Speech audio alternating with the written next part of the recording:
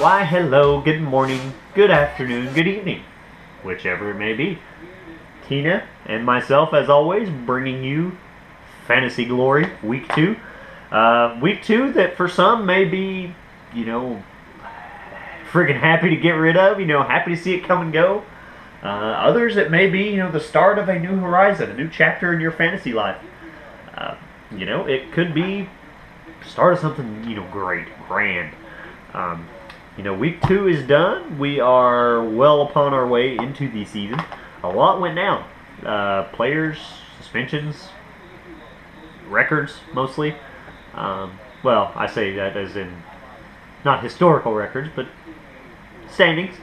Let's take a look at them, shall we? And then, a little bit of backstory on the first game of the week.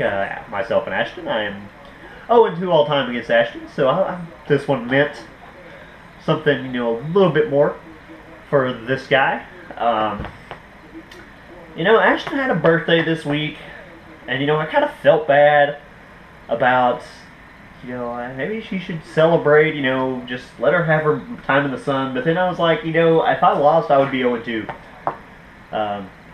And, of course, all that is mostly just for story's sake, because never was losing or throwing a game ever going to be an option. Ashton, I spanked you worse than Adrian Peterson does his kids, apparently. 107-54. Good times. I will take the victory. Although that, with it being your birthday, I'm sad that you are 0-2 now. So, hopefully, next week. Aaron Rodgers got me 33.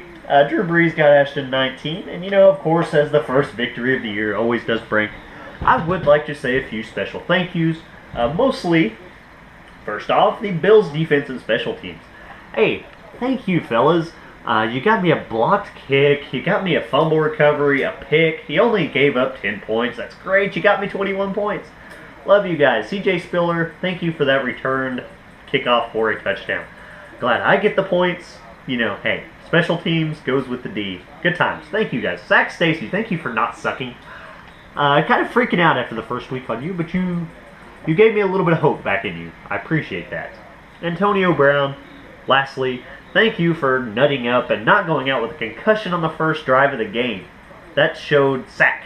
That's why I have you on my team. Thank you, Antonio. Now that I got that out of my system, Joe and Chop. Game 2. Joe, 127 to Chop 49. Now, Chop narrowly dodged a couple of bullets on this particular game. Obviously not the bullet that struck his team in the face, because they got destroyed. I'm talking just... it was ugly. But, Chop, 49 points. Little did you know, this close to setting a fantasy record. Cliff did get you, though, last year. He had 47. So, 2 more points, you would have been down. But hey, silver linings, you're not forever immortalized in the annals of Fantasy Hall of Records.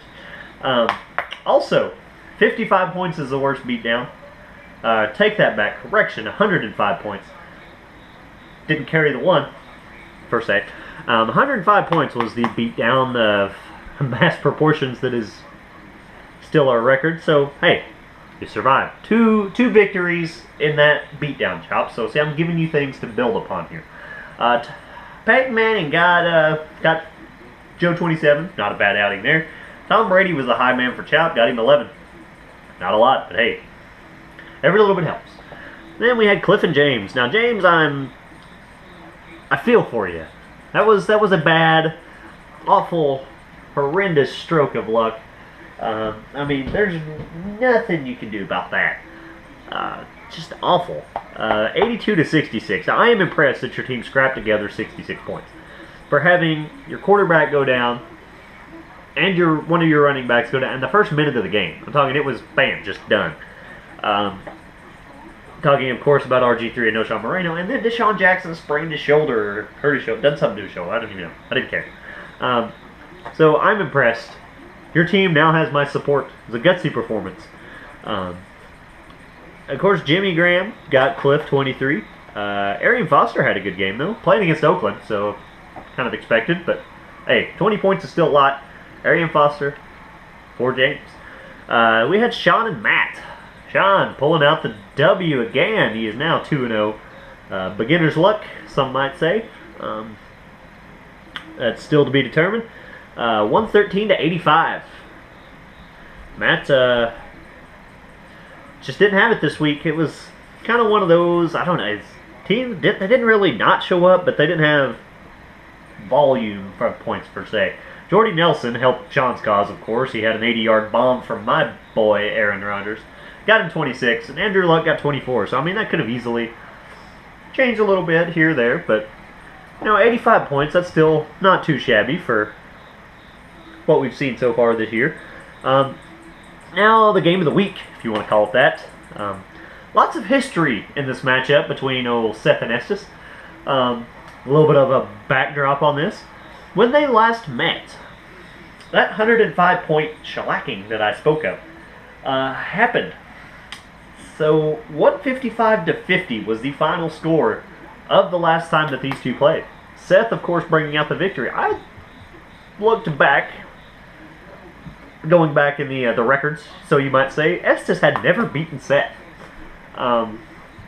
It seemed like he had, but after looking back, Seth is 4-0 against Estes going into the week. Of course, that did change. 91 to 111. Estes pulled it out. Had a great week for Estes.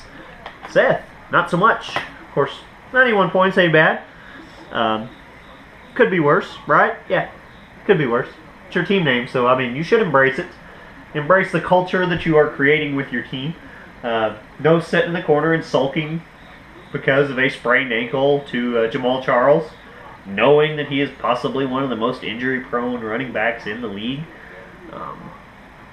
You didn't have to draft him. Yeah, I mean, you say it could be worse. I mean, you're acting like the guy got shot in the neck, like, I mean, he's dead. It could be far worse, in reality. I mean, look at James. What happened to James? He's not complaining.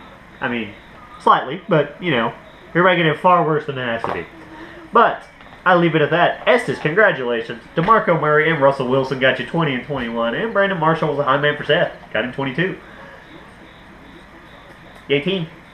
So, next week, we have myself. I play Chop. Jerem, you're 0-2. I hope it stays that way as far as said 0-3. Unless I get struck down for by the fantasy gods for saying what I am about to say, I intend it to end that way. But let's just be honest. I intend to destroy each of your pre-existing holes, filling them with my seed, possibly even creating a couple of new ones. I haven't decided, if I'm just going to go with the conventional raping, or we're going to go a little bit more violent. Time will tell. Next, we have Cliff and Estes, both 2-0, looking to still stay upon the top of the standings. Then we have Ashton taking on Sean. Ashton 0-2, Sean 2-0, looking to cool Sean off a little bit, show him, well, for Ashton's sake, let's hope she doesn't go 0-3. Sean, I'm sure he will have a lot to say about that, too. James, you play Joe. Probably not a good time to have to play Joe. Joe just scored 127, the highest point total of the year, and half of your team is probably going to be laying in a hospital bed. No bueno. Seth and Matt, the showdown of mountain men. Always fun to keep track of. Makes me excited. So, week 3 should be more a little bit more, hopefully less, whatever you want to call it. Hopefully nobody's team gets ravaged again, as far as injury. Let me try that again. However, the season is well on its way, so I wish you all a wonderful evening.